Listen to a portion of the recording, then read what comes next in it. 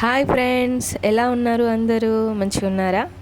ఈరోజు తెలంగాణ స్టైల్ కారప్పొడి ఎలా తయారు చేయాలో మీకోసం మీ ముందుకు నేను తీసుకొచ్చేసాను. ఇది చూసి మీరు ట్రై చేయండి, చాలా చాలా టేస్టీగా ఉంటుంది.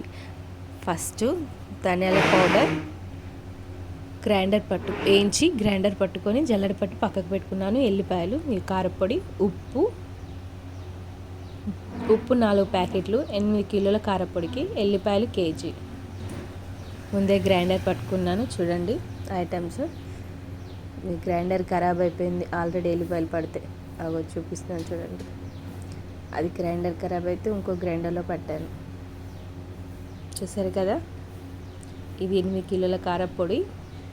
ఇప్పుడు ఇలా ఏ ఐటమ్స్ వేస్తే టేస్టీగా ఉంటుందో చూద్దాం. ఫస్ట్ దీంట్లో ధనియాల పౌడర్ కలపాలి. వేయించుకొని జల్లెడ పట్టిన పౌడర్ ఇది. కేజీ కలిపాను నేను, మీ ఇష్టం.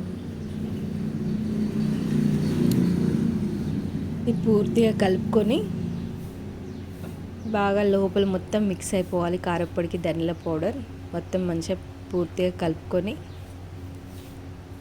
మిక్స్ చేసుకోవాలి. ఆ తర్వాత చూసారా ఎంత కలర్ఫుల్గా ఉందో. ఆ తర్వాత ఇప్పుడు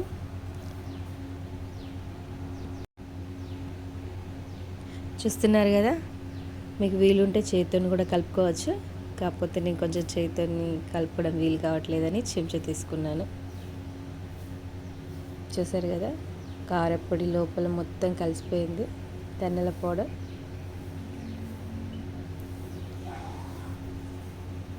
కర్రీలోకి ఇలా చేసుకొని తింటే చాలా టేస్టీగా ఉంటుంది. మసాలాలు కూడా అవసరం లేదు.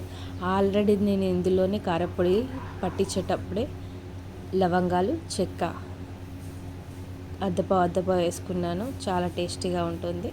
నేను చూపించలేదు. ఇప్పుడు ఎల్లిపాయలు వేస్తున్నాను. కేజీ ఎల్లిపాయలు బరకగా గ్రైండ్ చేసుకున్నాను. చూసారు కదా, అక్కడక్కడ ఎల్లిపాయలు ఉన్నాయి. ఇప్పుడు మొత్తం ఇది వేసుకొని పూర్తిగా చేతితోని కలుపుకోవాలి. కారప్పొడి లోపల కలిసేలాగా చేతితోని కలుపుకుంటేనే బాగా కలుస్తుంది గ్రైండర్ది ఎల్లిపాయ ఐటమ్ మొత్తం.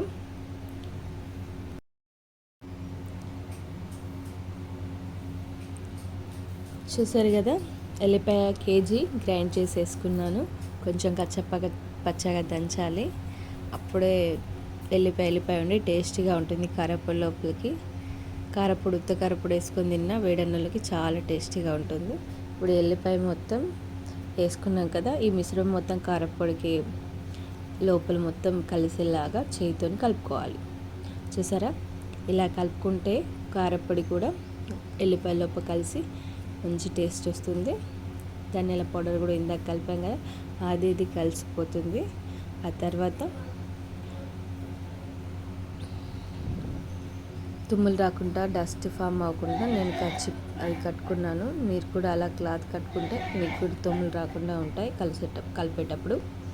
చూసారు కదా, చేతితో పూర్తిగా కలిపేశాను. అప్పుడే కారప్పొడి అనేది టేస్టీగా ఉంటుంది. ఇది 8 కేజీస్ కారప్పొడికి 4 కేజీల ఉప్పు, కేజీ ధనియాలు, కేజీ ఎల్లిపాయలు, అద్దపావు లవంగాలు, అద్దపావు చెక్క వేసుకున్నాను పూర్తిగా. ఎందుకంటే గ్రైండ్ చేసేటప్పుడే లవంగాలు, చెక్క వేసుకున్నాను, అది మీకు చూపించలేదు. ఇప్పుడు ఈ విధంగా కలుపుకొని దీంట్లో ఉప్పు వేసుకుందాం. ఫస్ట్ 1 కేజీ వేసుకొని నార్మల్గా కలుపుకున్నాను.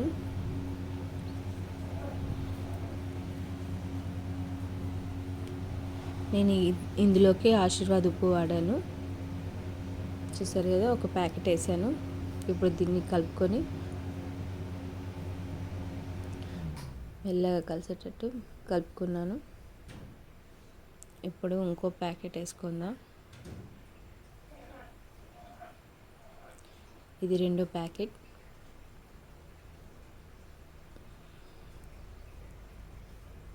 మళ్ళీ ఇంకో ప్యాకెట్ కూడా ఒక్కొక్కటిగా అయితే కొంచెం లేట్ ప్రాసెస్ అవుతుందని ఒకటేసారి 2 ప్యాకెట్లు వేసేసాను.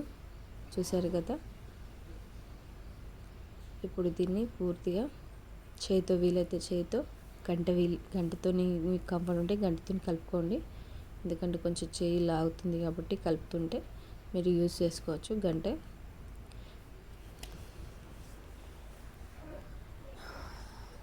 నేను ఇప్పుడు 3 ప్యాకెట్లు ఒకటేసారి వేసేసాను. ఇంకో ప్యాకెట్ కూడా వేస్తున్నాను. చూడండి, నాకు కొంచెం ఎక్కువ అనిపించింది.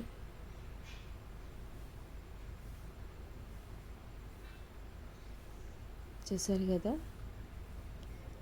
4 ప్యాకెట్లు ఉప్పు పూర్తిగా కలుపుకుంటూ చేయి కొంచెం ఇబ్బందిగా అనిపించింది, అందుకే గంటె వాడాల్సి వచ్చింది. చూసారు కదా, కింది నుంచి పూర్తిగా కారపు లోపలికి ఉప్పు, ధనియాల పౌడర్, ఎల్లిపాయ కలిసేలాగా పూర్తిగా ఇలా కలుపుకోవాలి. అప్పుడే టేస్టీ అయిన కారప్పొడి తయారవుతుంది. చూసారు కదా, పూర్తిగా కలుపుకోవాలి. ఎంత టైం అయినా పర్వాలేదు, అప్పుడే కారప్పొడి బాగుంటుంది, ఎక్కువ రోజులు కూడా ఉంటుంది మనకి. ఓకే, ప్లాస్టిక్ డబ్బాలో నిల్వ చేసుకోండి. స్టీల్ డబ్బాలో అయితే ఖరాబ్ అవుతాయి స్టీల్ డబ్బాలు.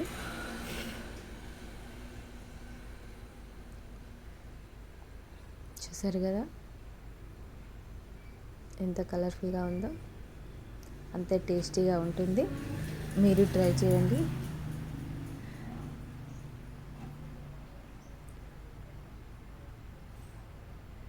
పూర్తిగా కలుపుకున్నాక కారప్పొడి ఇలా ఉంది.